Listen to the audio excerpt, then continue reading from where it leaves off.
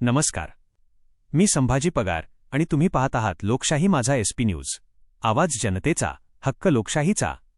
मनमाडच्या राजकारणात मोठी उलथापालथ घडवणारी बातमी. मनमाड कृषी उत्पन्न बाजार समितीच्या सभापतीपदी अखेर भाजपचे गणेश धात्रक यांची बिनविरोध निवड झाली आहे. बाजार समितीचे संस्थापक आणि माजी आमदार जगन्नाथ धात्रक यांचे ते सुपुत्र आहेत. या निवडीमुळे मनमाडच्या राजकीय वर्तुळात मोठी खळबळ उडाली असून विद्यमान आमदार सुहास कांदे यांना हा मोठा राजकीय धक्का मानला जात आहे. राजकीय विश्लेषकांच्या मते बाजार समितीनंतर आता मनमाड नगरपालिकेच्या राजकारणातही मोठे बदल होण्याची शक्यता व्यक्त केली जात आहे. मनमाड कृषी उत्पन्न बाजार समितीचा हा प्रवास संघर्षाने भरलेला राहिला आहे. या समितीतील वाद, सत्ता संघर्ष आणि न्यायालयीन लढाया पणन संचालनालयापासून थेट सर्वोच्च न्यायालयापर्यंत गाजल्या. मात्र अखेर या सर्व संघर्षानंतर गणेश धात्रक यांच्या गळ्यात सभापतीपदाची माळ पडली आहे. 1985 साली तत्कालीन आमदार जगन्नाथ धात्रक यांनी नांदगाव कृषी उत्पन्न बाजार समितीचे विभाजन करून मनमाड कृषी उत्पन्न बाजार समितीची स्थापना केली होती. विशेष म्हणजे स्थापना झाल्यापासून धात्रक कुटुंबातील एकही सदस्य संचालक किंवा सभापती झाला नव्हता. मात्र 2023 मध्ये गणेश धात्रक यांनी प्रथमच निवडणुकीच्या रिंगणात उतरून सर्वाधिक मते मिळवत बाजार समितीवर एकहाती सत्ता स्थापन केली. त्यावेळी मंत्री छगन भुजबळ यांनी त्यांना सभापतीपदाची संधी दिली होती. मात्र गणेश धात्रक यांनी ते पद स्वीकारले नाही. त्यानंतर हे पद दीपक गोगड यांच्याकडे गेले. अखेर सातत्यपूर्ण संघर्ष आणि राजकीय संयमाच्या जोरावर गणेश धात्रक यांनी सभापतीपदावर विराजमान होण्याचा मान मिळवला आहे. वडिलांनी स्थापन केलेल्या संस्थेचे सभापती होणारे ते धात्रक कुटुंबातील पहिले व्यक्ती ठरले आहेत. दरम्यान सभापती निवडीच्या पार्श्वभूमीवर मनमाडमध्ये मोठा हायव्होल्टेज ड्रामा पाहायला मिळाला. यापूर्वीच्या निवडणुकीत आमदार सुहास कांदे आणि धात्रक गटामध्ये मोठा संघर्ष झाला होता. त्यामुळे यावेळी कोणताही अनुचित प्रकार घडू नये म्हणून जिल्हा पोलीस अधीक्षकांनी तब्बल 16 अधिकारी आणि सुमारे 300 पोलिसांचा कडक बंदोबस्त तैनात केला होता. याशिवाय कोणत्याही प्रकारची मिरवणूक किंवा विजयाचा जल्लोष करण्यास पोलीस निरीक्षक विजय करे यांनी परवानगी नाकारल्याने धात्रक समर्थक आणि पोलिसांमध्ये काही काळ शाब्दिक चकमक झाल्याची माहिती समोर आली आहे. आता सर्वांच्या नजरा मनमाडच्या पुढील राजकीय घडामोडींवर लागल्या आहेत. बाजार समितीतील या विजयाचा परिणाम आगामी नगरपालिका निवडणुकीवर होणार का? आमदार सुहास कांदे यांच्यासमोर नवे राजकीय आव्हान उभे राहणार का? याची चर्चा आता संपूर्ण मनमाडमध्ये रंगू लागली आहे. तुमचे मत काय? आम्हाला कमेंट करून नक्की सांगा.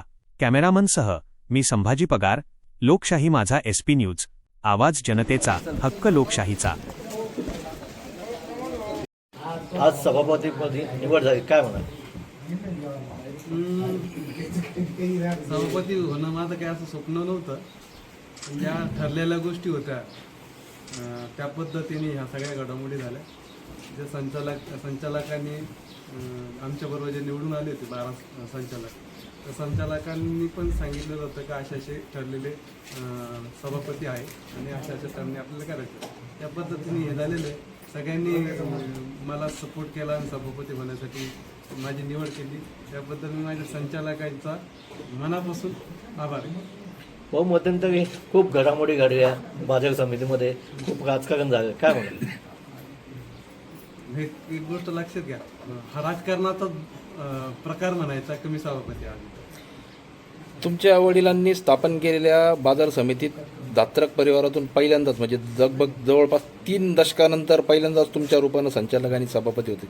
काय म्हणून? मला आनंद वाटतो का माझ्या वडिलांनी ही मार्केट कमिटी स्थापन केली. माझा तर हा पिंड पण नव्हतं. मी मनमाड नगरपालिका किंवा विधानसभेच्या कार्यक्षेत्रात काम करत होतो. पण जे संजयजी पवार असतील, दीपकजी गोगड असतील, ह्या लोकांच्या आग्रह खातर आणि माझे जे संचालक आहेत त्यांनी सांगितलं की ह्यावेळेस आपल्याला इलेक्शन तुम्ही लढायलाच पाहिजे.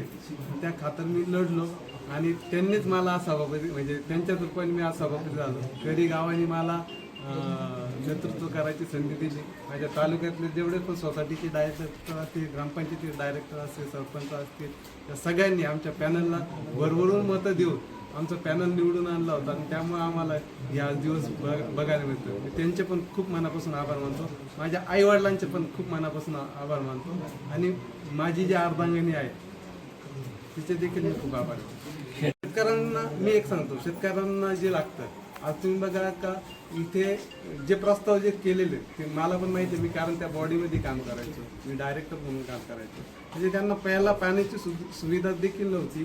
ती सुविधा देखील मी स्वतःच्या खिशातून मी करून पाणी देतो. पण आज बघा का व्यापाराच्या दृष्टिकोनातून जर बघितलं तर इथं शेडची व्यवस्था पाहिजे. पावसाळ्यामध्ये शेतकरी ज्यावेळेस येतो व्यापाऱ्यांना पण अडचण, निलाव होत नाही म्हणून ते शेड पाहिजे.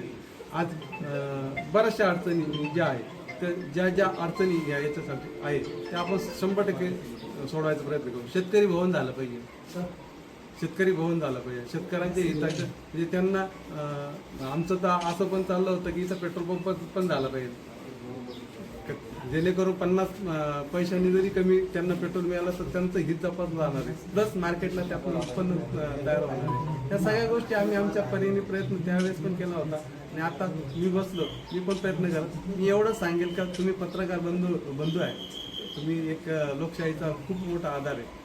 जसं आज बघा का लोकशाहीचा जो स्तंभ आहे तो जो एखाद्या सिस्टीम मागे उभा राहतो ते होतं.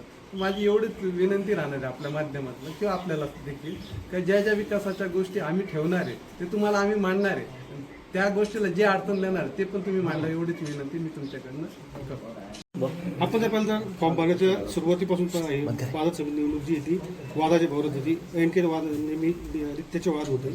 या निमित्ताने बाजार समितीचे जे शेतकरी असतील किंवा सभासद असतील याचं हित कुठे नसलेलं पुढच्या काळात काय? मी मगाशीच जे अधिकारी बसले होते त्यांच्याशी डिस्कस करताना हीच गोष्ट मी बोलत होतो का बाजार समिती हा काय राजकारणाचा अड्डा झाला नाही पाहिजे. कुठला पण सभापती असेल किंवा कुठला पण संचालक असेल याला वाटतं का ह्या बाजार समितीत आपण काम केलं पाहिजे. आपण बघाल तर प्रत्येक दीपक गोगड असतील किंवा संजीव पवार असतील यांनी त्यांच्या काळामध्ये जे प्रस्ताव बाजार समितीच्या हिताचे जे आहे ते प्रस्ताव त्यांनी DDR-कडे किंवा त्या विभागाकडे सादर केले. पण आज तर त्याला मंजुरी का मिळाली हीच मला शोकांतिका वाटते. राजकारण हा अड्डा नाही झाला पाहिजे माझं मत आहे. विकासाच्या आड तरी हे झालं नाही पाहिजे आणि ते सध्या मी एवढं सांगेन की ते जे विकासाचा आडचं जे राजकारण चाललंय ते मी मोडीत काढाल आणि या मार्केट कमिटीमध्ये 100% विकास करू.